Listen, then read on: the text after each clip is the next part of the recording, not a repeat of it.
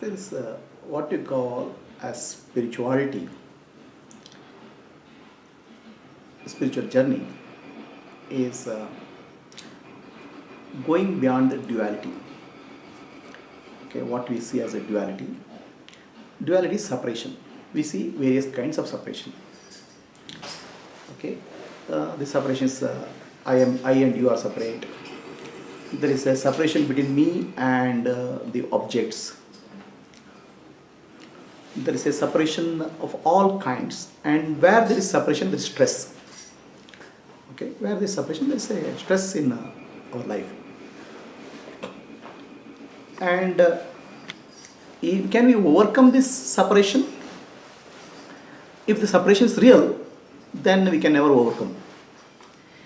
If it is apparent or unreal, then we can overcome.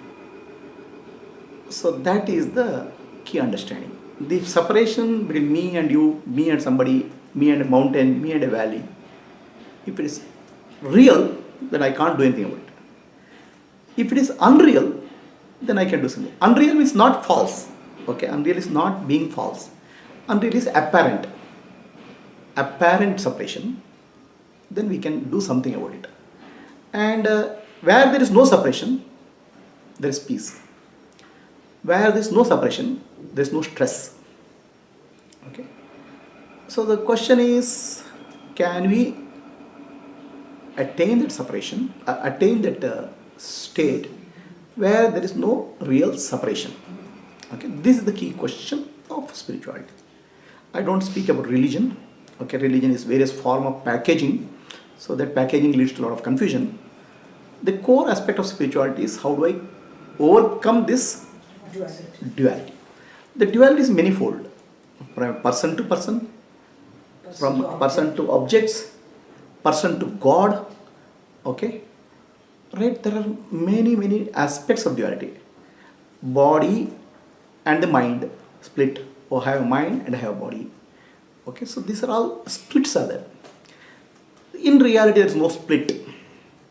Okay, so can I go back to a state where there is no split?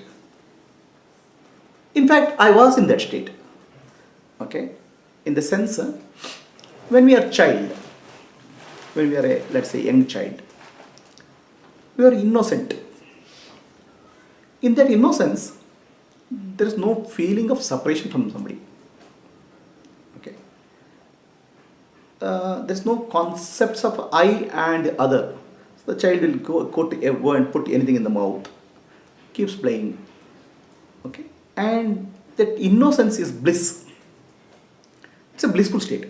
That doesn't mean there is no pain. Something hits, it gets hurt, but there is no suffering as such. The suffering comes from separation. Duality. Okay, so can I transcend the duality? Is the key question of spirituality. That's the only question. There's nothing else. This transcending of the duality cannot happen through actions. Okay, anything I do. Okay, I'll do this spiritual practice. I'll do this. What I call as doing. Do this, do that, this chanting, this puja, this ritual, this going here. So any doing will not lead you to a state which is beyond doing. Okay, that can happen only through a clear understanding or jnana. Okay.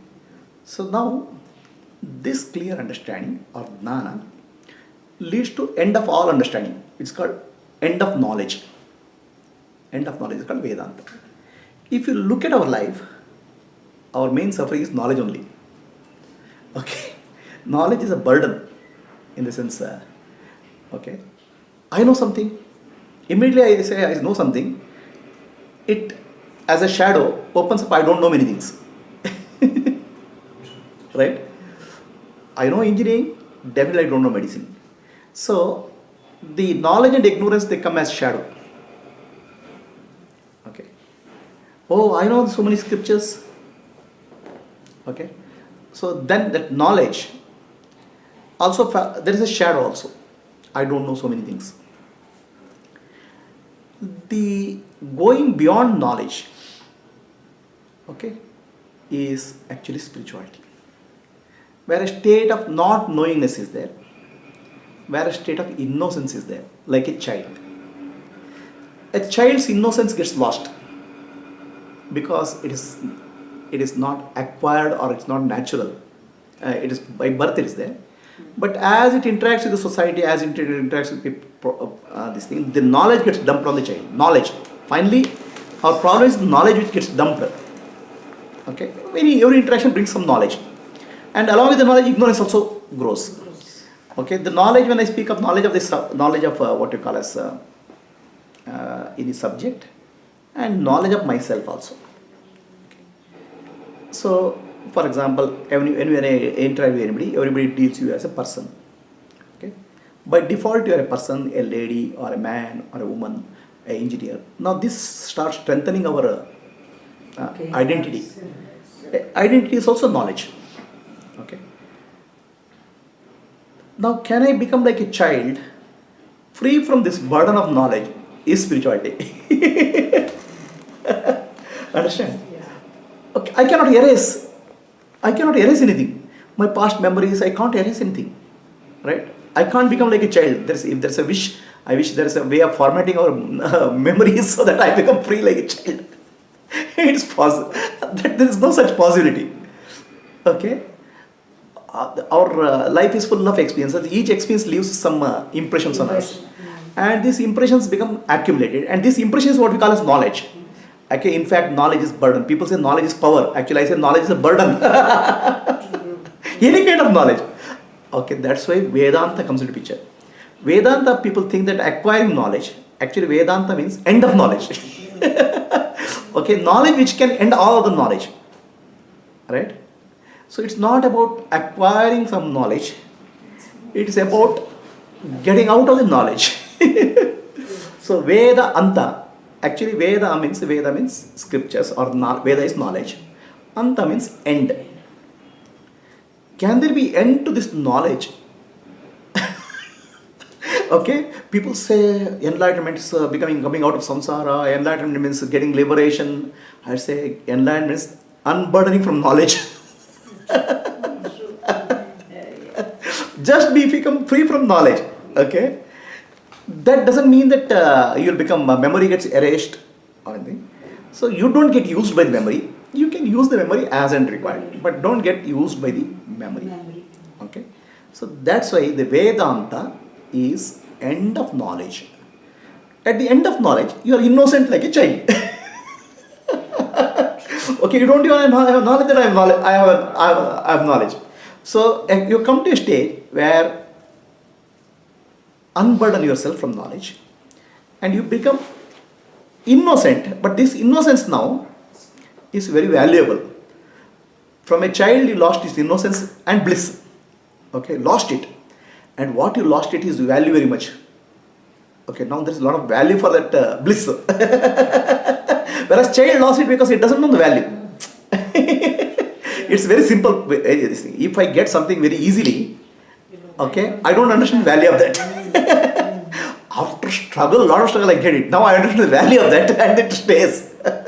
So now if I acquire the innocence through effort, okay, I mean, I do the effort now because somewhere I want to go back to my natural state, right? Natural state.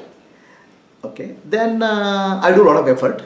Somehow I want to do something because so many things will come into picture, right? This scripture, that scripture, this spirituality, this teaching, so that God. Okay, everything, our mind gets attracted. Anything which can give a hope will go there. Ultimately, what we want to become is deep inside, we want to become blissful. Okay, that is the thing. But we don't know. We get attracted with so many things, right? Then we start going behind them, and every time we come to a point where it's no longer yielding a value, it's no longer giving. I do this practice, do that practice. Some point of time it will come. Okay, this much. So then, this is actually what we call as outer search. Outer search in terms of a physical world, material world, or even in terms of God, in terms of yatra, in terms of puja, in terms of ritual, everything. It comes a dead end. Then you will do meditation also. Okay, in meditation, people visualize some forms, think of some mantra, japa. Now everything is a sort of activity, mental activity. So this mental activity actually is what doesn't allow to us to go back to our natural state. As long as you are doing some activity is going on, our natural state is masked.